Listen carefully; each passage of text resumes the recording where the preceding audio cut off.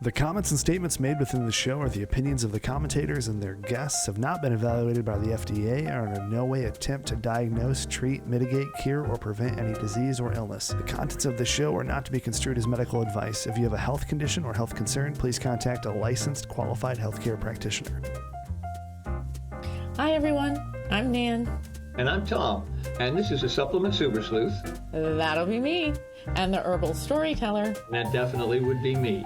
And together, we're going to take a peek behind the curtain of the natural products industry. We'll be sharing naturals in the news, dispelling lots of myths, interviewing key players in the industry, and highlighting our favorite herbs and supplements. So with that, let's pull back that curtain and see what's there. Hey, good morning.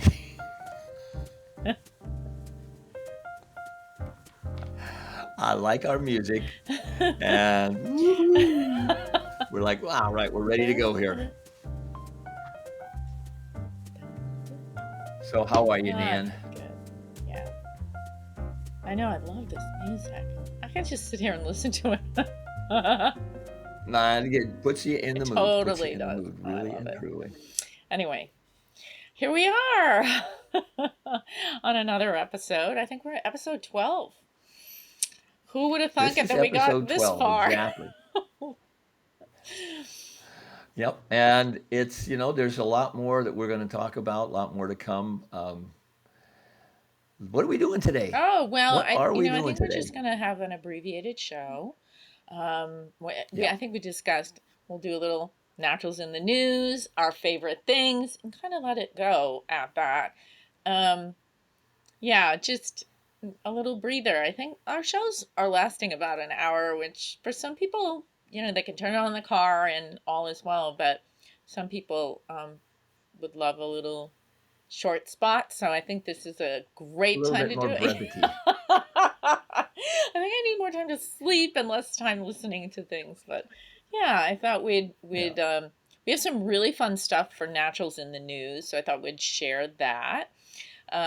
We have 4 headlines today, which are really fun. We have a lot of comments on them, and then we have our favorite things on L-Tyrosine and Ashwagandha, and I can't wait till Tom talks about ashwagandha. Of course, I'm going to pipe in quite a bit because I love the herb too.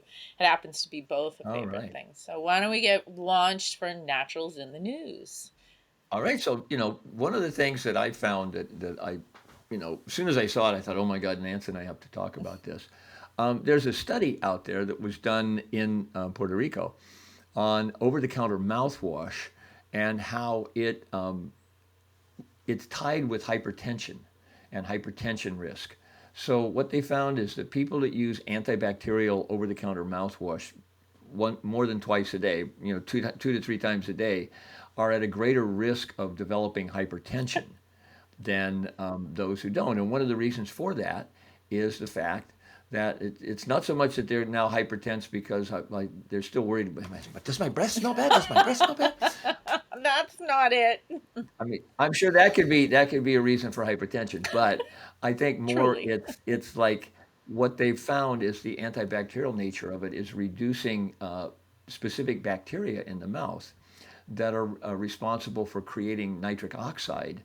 And as we've talked about nitric oxide before with regards to, the last show we did a little bit of sexual function.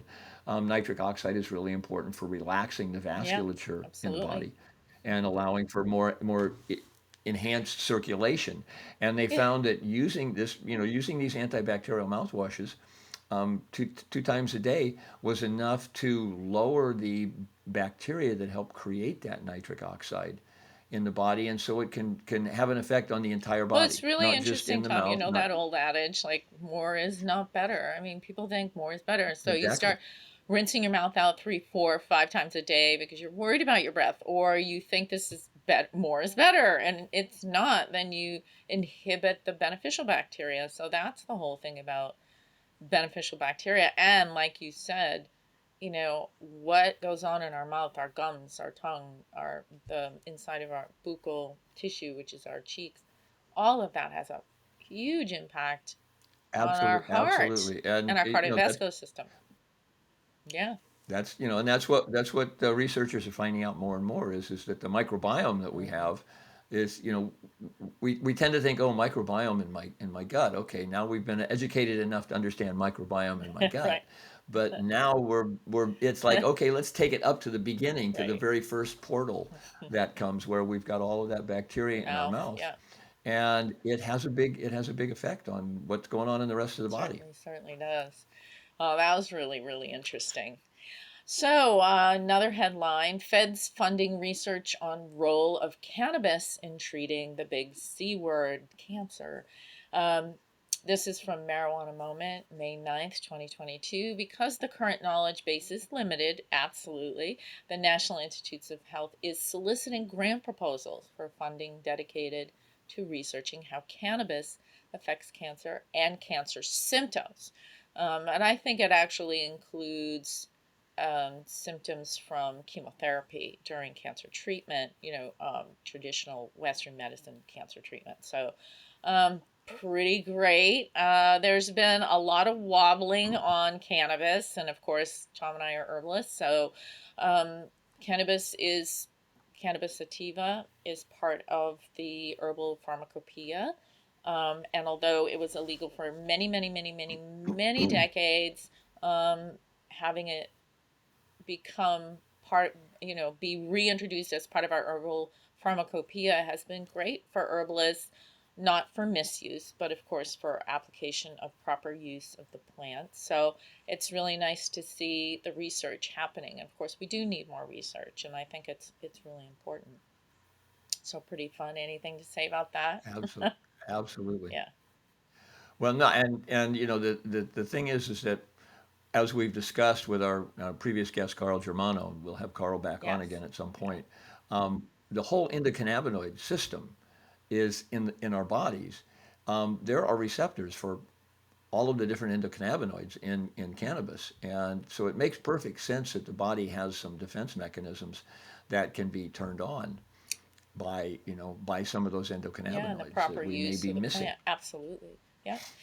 All right, another headline: new study reviews anti-cancer activity of sustained release capsaicin formulas. Science Daily, May 4th, 2022. Paper published in Pharmacology and Therapeutics has investigated different sustained release delivery mechanisms for capsaicin, a potential anti-cancer compound that imbues chili peppers with their spicy flavor, as a strategy to overcome the low solubility and excuse me, say that 10 times fast, bioavailability Say that challenges 5 times fast. experienced via oral use. It's really interesting because, again, out there looking around to see how we've taken food medicine and plant medicine and commercialized it. So we call that herbs or plants of commerce. Capsaicin has often, and for a very long time, has been used um, in topical preparations for the relief of pain.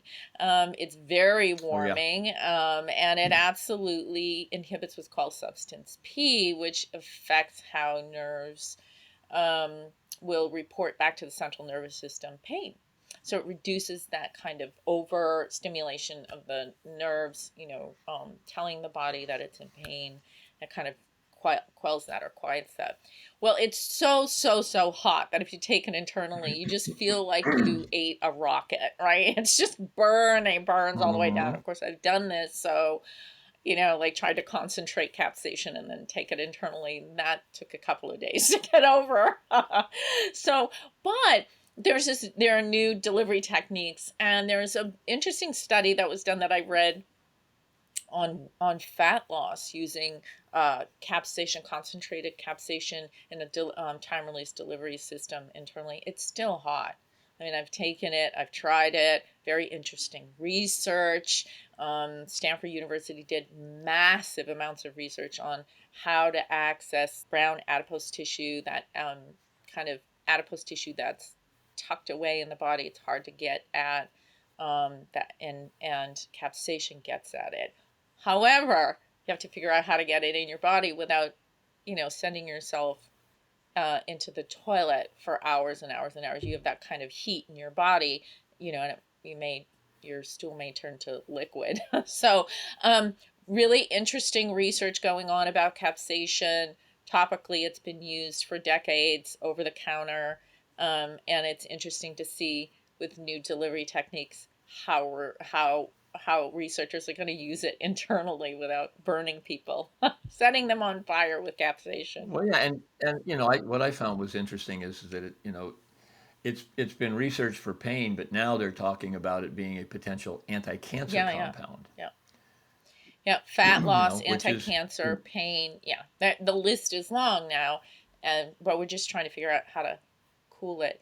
And of course, I always tell people take it with honey. Take it with raw local honey, because the honey will protect the mucous membranes of your stomach and small intestine, and will allow you to get at the healing compounds of capsaicin itself. But again, just be really careful. Be really careful. right. Having been the herbal hippie of the '60s, I can remember I can remember rolling up little balls of moistened ground, capsaicin powder, actually the chili powder itself, Oof. and then just popping those like pills and Whew. suffering the eventual side effects um, later on. So very interesting in this study. Yes.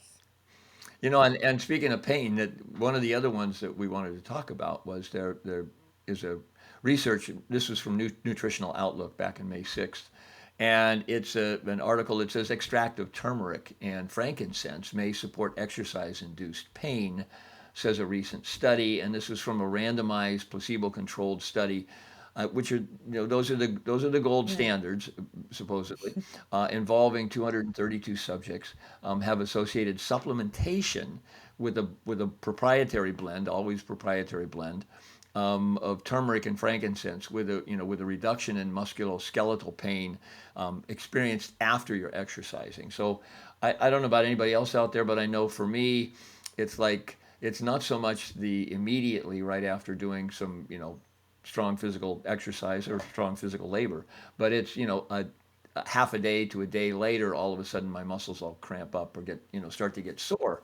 And this is a really interesting because turmeric and frankincense have been known as anti-inflammatories for a long, long time. And turmeric is getting a lot of, especially one of the compounds in turmeric, curcumin, is getting a lot of research on its ability to reduce those experiences of pain in the body by working as an anti-inflammatory. And frankincense is the same way. It's part of it's a called Boswellia, and is a wonderful, wonderful herb dating way back into ancient Ayurvedic medicine. Frankincense was used a lot. So this is a kind of a great study. That's it for the headlines today. I think it's time for our favorite things. I think so. Where's our music? There we are. Oh, now I always go first, so I'm going to let you go first. And I'm definitely going to do that. So let's see if I can do this other thing. All right. L-Tyrosine. It is a favorite thing for me. I love the amino acids. I think I'm on an amino acids tirade lately. I think I'm just going through my favorite amino acids, so I might as well just say that. Tyrosine is one of the 20 standard amino acids, but it's non-essential. We make it in our body, but as we age, we make less and less. And it was first discovered in 1846, long time ago, by German chemists, Justus von Liebig. And he found it in the protein casein molecule from cheese. So that's where tyros comes from. It's the word cheese. And our dietary reference intake says that we need 40 milligrams per kilogram of body weight. So if you're 70 kilograms, a little over a 150-pound person, you need around 2.25 to 2.5 grams of L-tyrosine on a daily basis. So either from your food sources or from your body generating it or making it. So places that you can get it, even just the whites of eggs have a lot of L-tyrosine in them. Chicken, turkey, fish, milk, yogurt, cottage cheese. You can get them from vegetarian sources, but you have to eat a lot. So peanuts, almonds, pumpkin seeds, sesame seeds, soy, soybeans and lima beans. Of course, all of these are very high in fat, and you need to take a lot of the vegetarian sources in order to get just a tiny bit. So the most concentrated places of L-tyrosine would be animal protein. And that includes dairy. Um, so let me give you an example of how much. So in an egg, a white egg of a white, or if sometimes people take the yolks out because they don't do well on the yolks. The yolks are high in fat. If they do that, just one egg white is about 250 milligrams of L-tyrosine per egg. Beef, lamb, pork, salmon, chicken, turkey, 1 gram in 3 ounces of chicken, turkey, beef, salmon, pork, that kind of stuff. Okay, so you can get a lot of L-tyrosine if you're eating animal protein, but if you're not eating animal protein, which a lot of people are moving away from standard animal protein diet, then you have to eat a lot, and I mean truckloads of lima beans in order to get enough to sustain you.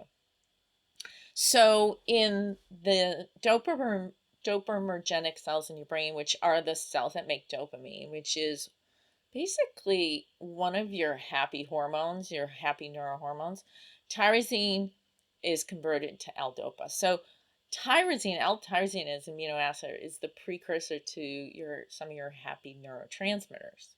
And then dopamine is then converted even further to your other catecholamines. So things like norepinephrine, epinephrine, and that's in your brain. So you have adrenaline, noradrenaline in your brain as well as in your adrenal glands. And interesting, in Oriental medicine, we call the brain the sea of marrow, and the kidneys rule the sea of marrow. So there's a huge connection between the adrenal glands and the brain and how it works. And so we see it here with neurohormones too.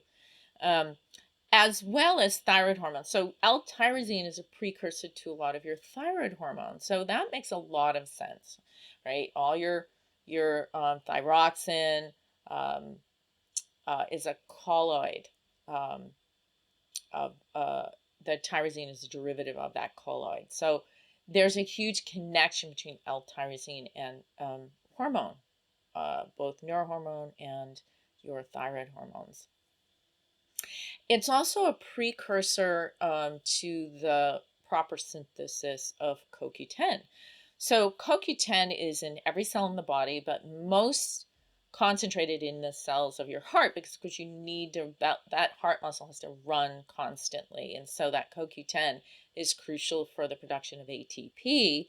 And so L-tyrosine precursor to part of the production of CoQ10, which of course runs the muscles in your body, most especially your heart. So really important. It's also a precursor to melanin in your skin. And so this is a really interesting thing. So sometimes people will come in and they'll have like a really mild case of vitiligo, which is a loss of pigment in their skin cells, or they'll also have these little, as they age, like little white plaques that show up on the skin. And usually in herbal traditions, we call that blood deficiency, but it's a type of blood deficiency that's organ wide. It's so just you don't make enough blood, the blood's not reaching to the skin. But also could be a loss of melanin too. So L-tyrosine sometimes, we'll use that in our herbal practices to support healthy skin. Number of studies have found that tyrosine is useful during times of stress, cold, fatigue, prolonged work situations, and sleep deprivation. So one of the things that's really interesting is if you give L-tyrosine to someone who's really healthy and normal and everything's working, it doesn't do a thing. But if you give it to somebody who's under enormous amounts of stress, is not getting enough sleep, aging has taken place, they work and work and work and work, they're under crazy amounts of stress, they're always cold, they're always tired, you'll notice some change. It will be supportive and helpful.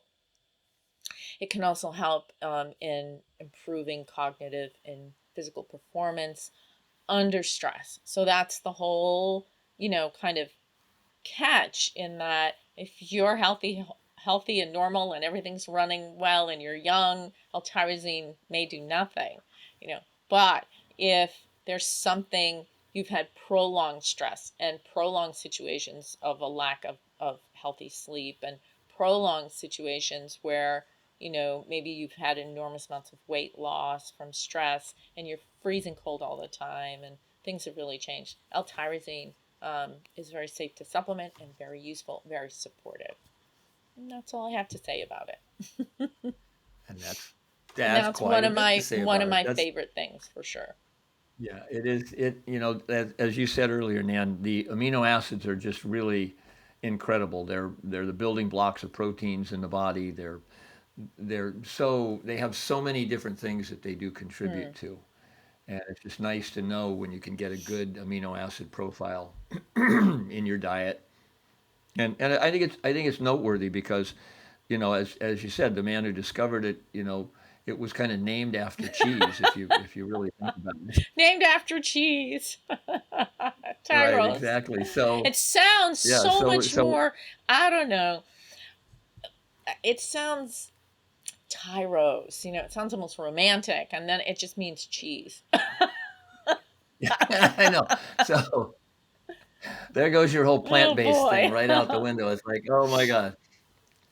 So yeah, so it is, but it is important. I think that you made a really good point that, if you are on a vegan or a totally plant-based diet and you're not getting any kind of animal Yeah. protein, and that means, not just animal flesh, but dairy products, because they're usually generally fairly Oh high in yeah, tyrosine. definitely. um, then you're really going to have to be paying attention. I mean, there's so many nutrients that you have to pay attention to when you go into that vegan realm and that totally plant-based vegan realm.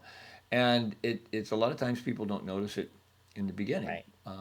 They feel so much Yeah. better. It's like you saying, if you're deficient in tyrosine and you start taking it, Oh, you you're going to really feel it. do. Mm-hmm. It's going to make a Mm-hmm. difference. And it may be But, that it's you not know, the only part of your program, but it can be significant. Mm-hmm. Yeah. yeah, it can be. Yeah, it's a great Mm-hmm. adjunct to to put in, especially if you're feeling really fatigued or like like you were saying, Nan. If you've burnt the candle Both at both ends. ends and now you're trying to burn it in the middle, and Yeah. yeah, yeah. So, and it kind of ties in really kind of an interesting way with one of the favorite things that I'm going to talk about right now, which is ashwagandha.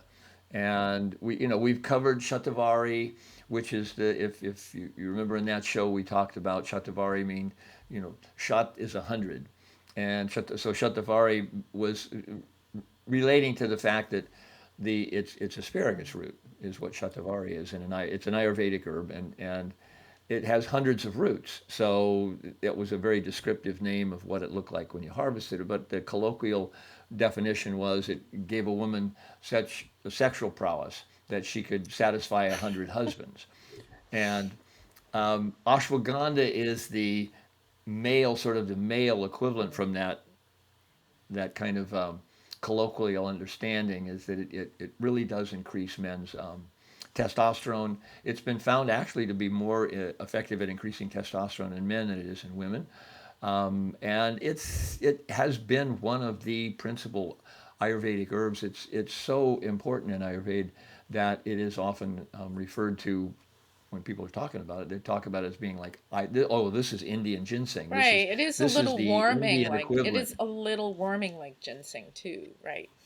And a Yeah. little So it drying. has it Mm-hmm. has it has very very similar effects to Mm-hmm. ginseng.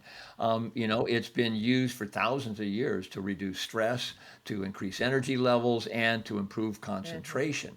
They found a whole lot of things. Now, what's interesting about it, the name even is kind of fun because it's ashwagandha. Now, ashwa means horse, and ganda means the fragrance of. So it's so literally, if Smells you like a want to get less horse. poetic, you say it's yeah. Instead of having the fragrance of a horse, it smells like a horse. So yeah, and it does. It has that kind of a barnyard aroma It to it. does. Hmm.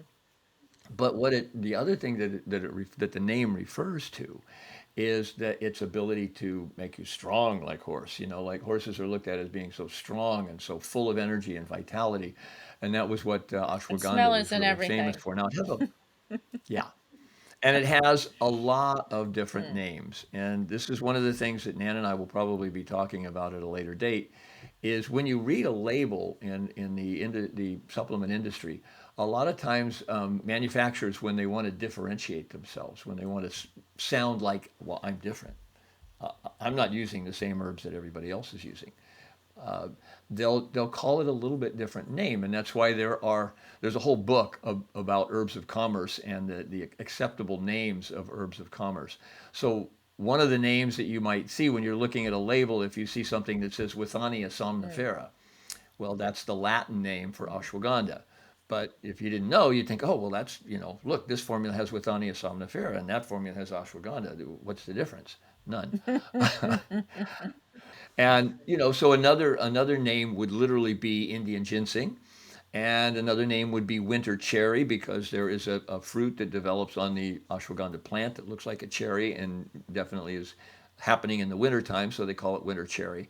Now you can see those names on a label, and it wouldn't necessarily make you think, oh, well, this is ashwagandha. So just be aware of the fact that there are different names that can be called. And what's interesting about the choice of the name Withania somnifera. This always fascinated me because one of the things that ashwagandha does is it's really excellent for reducing that fight or flight response. It helps to reduce cortisol levels in the body. It calms the mind. It calms the body. And so it even goes so far as to help you get into a deeper level of sleep when you finally do go to sleep. Um, and because of that, it is the name somnifera exactly means exactly that. In Latin, somna is Sleep. is Yep. sleeping, and so you think of somnambulation or sleepwalking. That's somna, and then the fera is the active verb fare to do. So somnifera means to make sleep, and so this is withania that makes sleep, and it's not a sedative though. It's not something where you take it and okay, now I'm going to have to lay down and take a nap, unless you take a higher serving. But it is something that will increase your the depth and the sleep latency, or how fast it is that you get to go to sleep when your head hits the pillow. That's called sleep latency, and it will increase those so that you can go to sleep faster, you can stay asleep longer, and that has a lot of benefits. In traditional Chinese medicine, the foundation of all of the energy. We were talking about this in the last section, last episode that we did, where we're beginning to look at male sexual function, and a lot of men are burned out because we live in a very stressful society, and we're constantly burning our yin, our foundation, the fluids. And so, one of the best ways to rekindle or to replenish that yin energy is with sleep. So it's very interesting to find an herb that is suggestive of building power in the body, that's allowing you to get a deeper and more restorative level of sleep. That's always kind of fascinated me. And there are many different ways to take it. You can take it in a liquid extract form. You can take it in a powdered form. You can take it in, even just grind up the roots, because it's out of the outer bark of the root of the ashwagandha or the withania plant. It can grow here I'm in California. It can be grown in California. It doesn't like winter climates, so it would have to be Wouldn't constantly grow here in replanted. But Massachusetts. yeah, No. no, it's not doesn't like that freezing No. cold ground and the several foot of snow and so No. on. But it's used for stress, it's used for anxiety issues. So they've shown that it actually significantly reduces anxiety and stress. And this was with a number of different double-blind, placebo-controlled studies. It has been shown to reduce cortisol levels, which is very important. It downregulates the activity of what we call our HPA axis, or our hypothalamus pituitary adrenal axis. And that's important because that is our major fight or flight highway, if you will. Once the adrenals start firing, then the whole body goes into that fight or flight mode. And ashwagandha has, in many clinical studies, has been shown to be able to relax that, to tune it down some. Like, okay, let's take away. And those, those serving sizes or dosages, if you want, were ranging from anywhere from 250 to 600 milligrams per day. Which is not a whole lot. And if you divide that into two doses, which is an easier way to take it, a better way to take it, even at 8 weeks, there were, the participants were reporting a significant lowering of cortisol in their body and a significant reduction in feelings of stress and anxiety. Now, another thing that it does that's really kind of interesting is that because of its effect on that HPA axis, it also has an effect on the body's blood sugar levels. And it's been likened in some of the clinical studies that has been done that it's as effective as some of the over-the-counter drugs or drugs that are given for type 2 diabetes. They've used it to treat people with actual diabetes, and they found that it significantly reduced blood sugar and A1C and insulin, blood lipids, and oxidative stress markers in people who were suffering from diabetes or type 2 diabetes as well. So it's got some wonderful compounds for that. There's one specific one that's called witheraphin, and or withaferin, excuse me, withaferin A, and that compound is particularly connected to the idea of lowering blood sugar. Now, one of the other things that, again, when you're comparing something to a horse and the strength of a horse and everything, it's you could say, well, okay, that's just colloquial legend, so to speak. But all of those legends are, those are empirical observations. Those are things that have been observed. As herbalists, one of the things that we love is the fact that most herbalism has its basis on empirical knowledge, on just the observation of, okay, you take this herb and this is what happens. And if you have a condition and you take this herb, this is what rectifies that condition. So the empirical observations of taking ashwagandha was the fact that people got stronger, they got more muscular, they got stronger. So what's really interesting is that when they've done clinical studies on it, it did exactly that. It increased muscle size, it increased muscle strength, and again, it enhanced sleep so that people could literally get better recovery after their exercise because it was putting them into a deeper level of sleep. So one of the things that they did is when they were testing it against a group of men, it was just men only in this one particular study. They were able. What they did is they measured muscle strength in terms of how effective they were at doing bench presses and increasing the weight in bench presses, and also in doing leg extension exercises.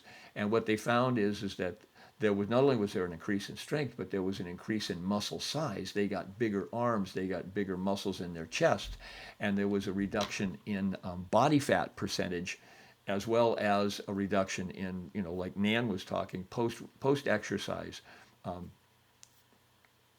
damage to the muscles. So we covered a couple of those in our Naturals in the News.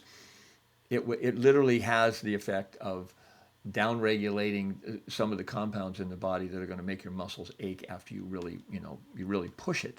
Now, also from that point of view, from the exercise point of view, it's really good for oxygenation. So it increases what's called VO2 max.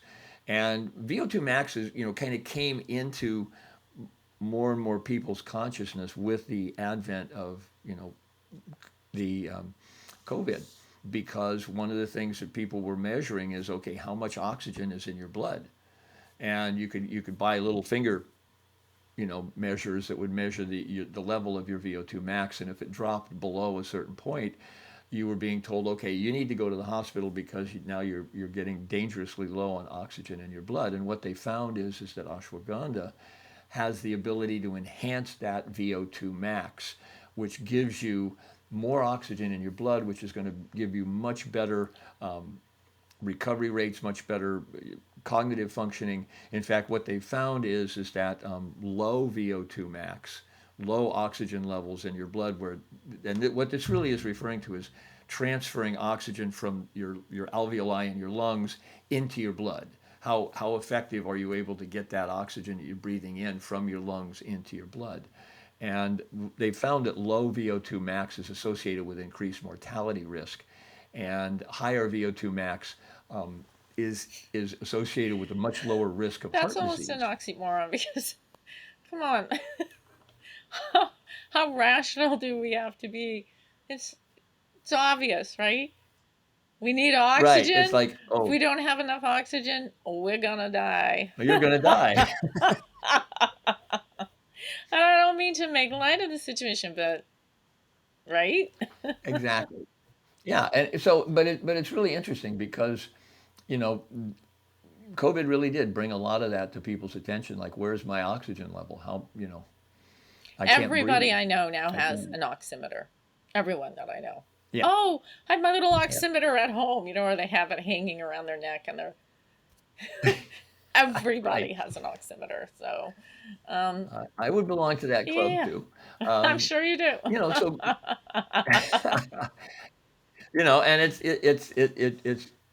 you can get carried away with it. It's like, oh Like my God, my anything. oxygen is getting low.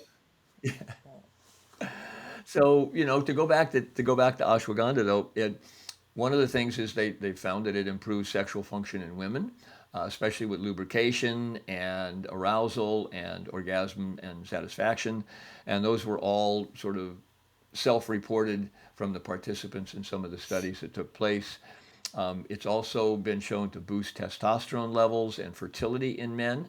In fact, they were using it in one study in China, they were using it with men who had been classified as being infertile. And 14% of those participants actually ended up impregnating their wives. So, it has an effect on fertility, has effect on sperm motility, sperm count, sperm health, plus increasing testosterone. So it's another one of the things that is actually really amazing about ashwagandha is has such a wide array of things that it does. But when you look at how it's doing it, like here's another one. It helps you with your focus and your memory.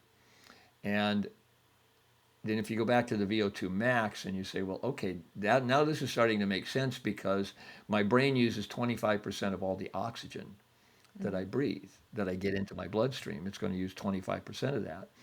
So the better I'm oxygenating, the better my VO2 max, the better my focus is going to be, the better my memory is going to be. And sure enough, this is one of the things that showed up with ashwagandha. And these were double-blind, placebo-controlled clinical trials.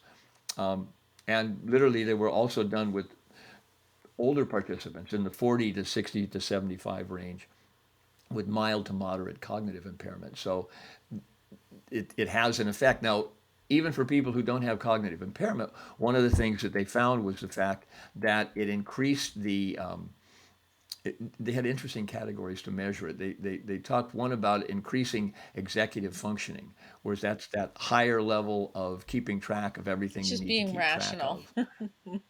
hmm And attention, reaction time, performance on cognitive tasks, all of those were increased with ashwagandha. And again, the serving size on that was about 600 milligrams per day, and that was again an 8-week study, and it had a very good effect on their immediate and their general memory, on their attention span, and how quickly they could process incoming and new Yeah. information.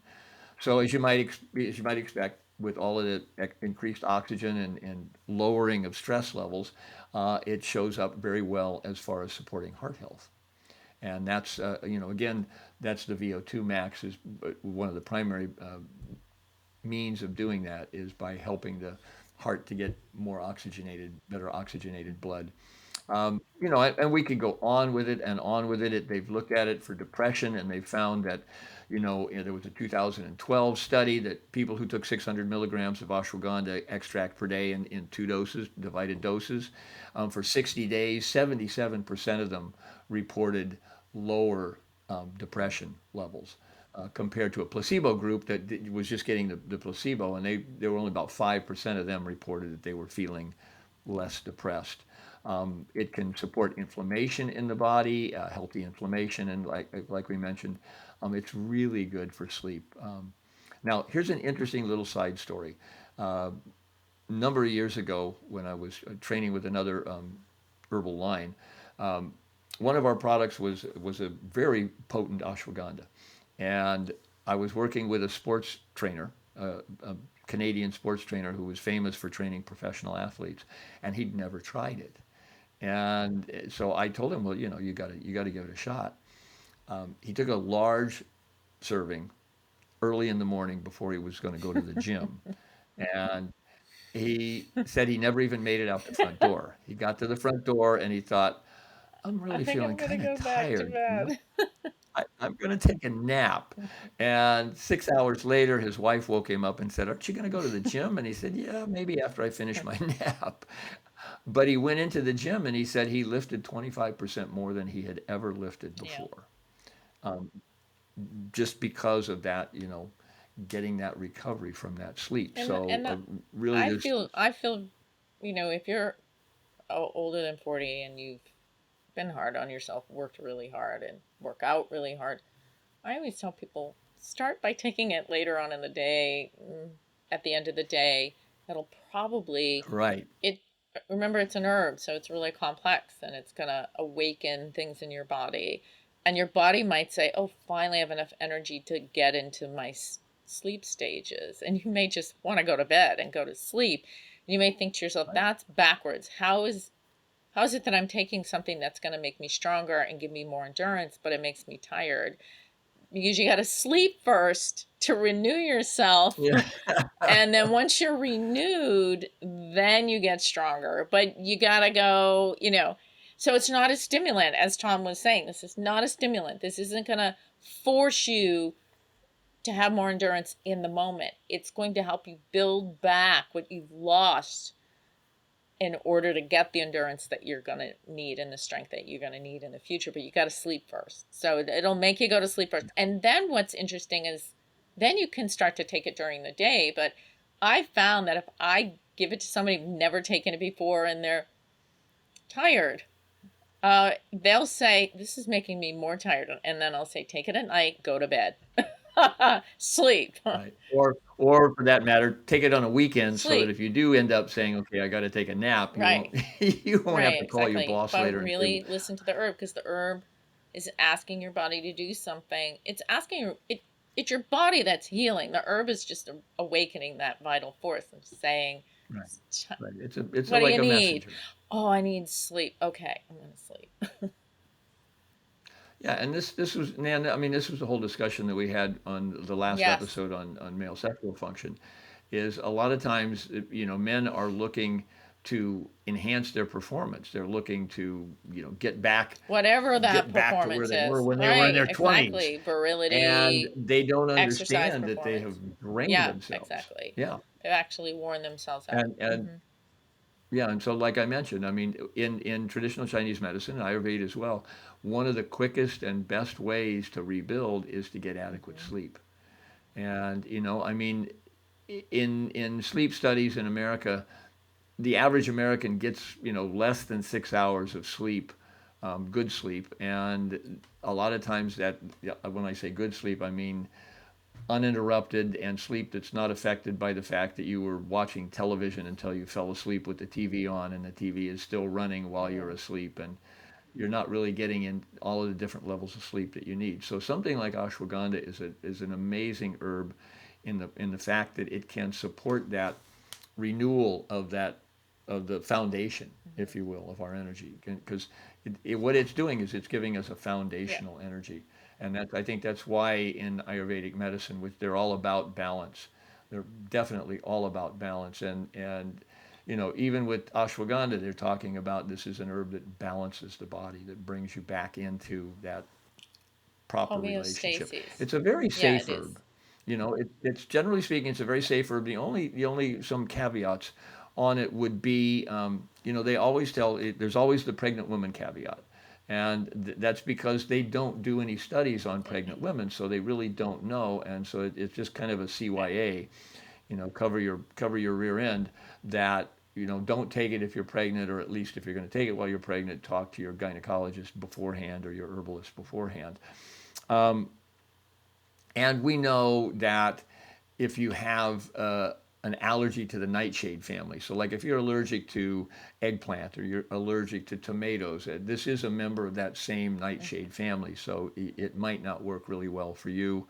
If you're taking some certain medications, like benzodiazepines or anticonvulsants or barbiturates, that's probably another realm where you should at least talk with your practitioner Yeah, before you or just beta start taking it. blockers, or yeah. Yeah.